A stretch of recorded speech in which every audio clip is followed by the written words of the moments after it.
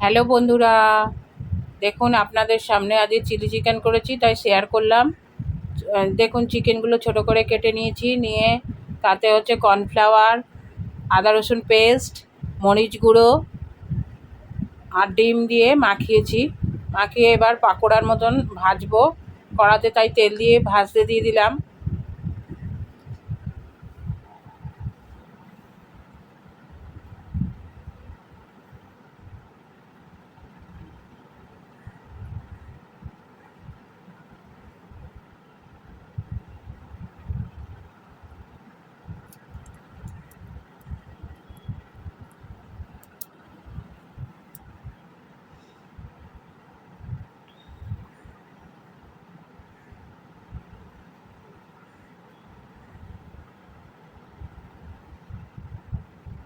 খানিকটা ভাজা হয়ে গেছে, খানিকটা তুলে নিয়েছি।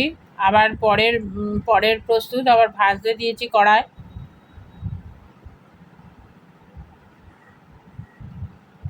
এবার হচ্ছে চিলি চিকেনের জন্য আনাজ কেটে নিয়েছি। দেন ক্যাপসিকাম, পেঁয়াজ আর টমেটো আর হচ্ছে লঙ্কা, এগুলো কেটে নিয়েছি।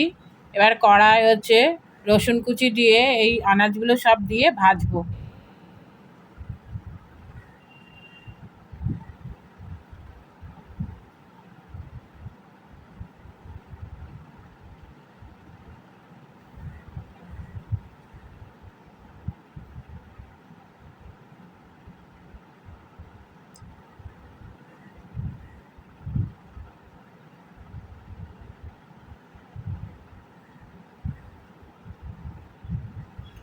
দেখুন আমি ক্যামেরা নিজে ফোন ধরে রান্না করছি, সেই জন্য একটু মানে বেঁকে আঁকা বাঁকা হয়ে যাচ্ছে। এবার আমি লঙ্কার গুঁড়ো, কাশ্মীরি লঙ্কার গুঁড়ো দিলাম, হলুদ গুঁড়ো দিলাম। আমার এক হাতে ফোন আছে, ওই জন্য অসুবিধে হচ্ছে, একটু বেঁকে যাচ্ছে। রসুন আর আদা পেস্টটা দেব, মরিচ গুঁড়ো দিলাম। এবার রসুন আদা পেস্ট দেবো,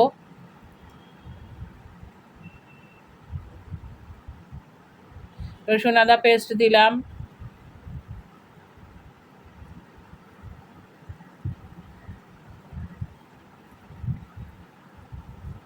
টমেটো সস দিলাম, এবার টমেটো সসটা দিয়ে দিলাম, দিয়ে একটু নাড়াবো, মশলাটা যাতে মিশে যায়।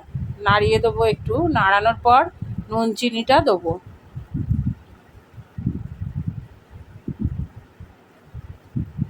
মশলাটা দিলাম, নিচে নাহলে পুড়ে উঠবে, সেই জন্য একটু ঘেটে দিলাম। তারপরে নুন চিনিটা দেবো।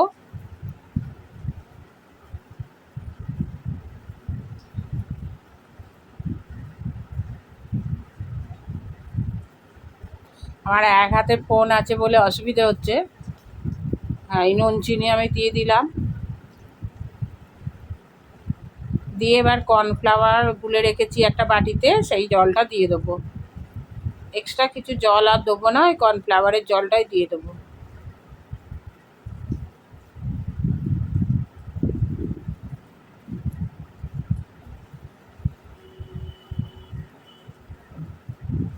এই যে কর্নফ্লাওয়ারের জলটা পুরো দিয়ে দেবো, দিয়ে পাকোড়াগুলো দিয়ে দেবো, দিয়ে ফুটতে দেবো।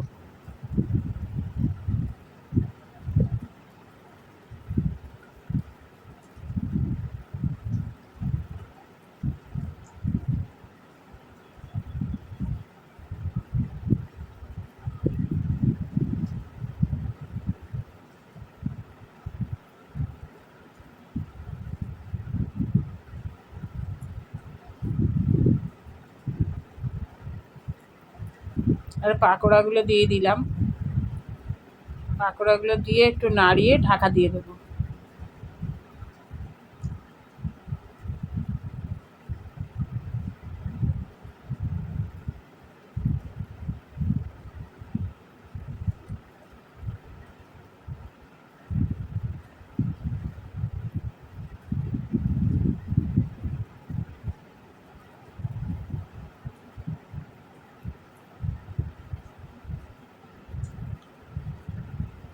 অনেক সময় পাকোড়া দিয়েই আমি কষে নিই, আবার এক এক সময় কষে নেওয়ার পর পাকোড়া দিই, দু রকমভাবেই হয় এটা।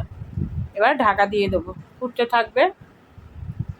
আর দেখুন ফুটছে, ঢাকা খুলে আপনাদের দেখাচ্ছি। দেখুন ফুটছে, আর একটুখানি রসটা মরবে, মানে আমরা চিলি চিকেন একটু গামাখা হলে ভালো লাগে, এখনও জল আছে, একটু মাখো মাখো হলে চিলি চিকেন বেশ ভাল লাগে। দেখুন নাবিয়ে নিয়েছি, গামাখা হয়ে গেছে, একদম বসা একদম। এবার রুটি রাইস দিয়ে খেতে খুব ভাল লাগে, কিন্তু আমরা ভাত দিয়ে খাবো দুপুরে।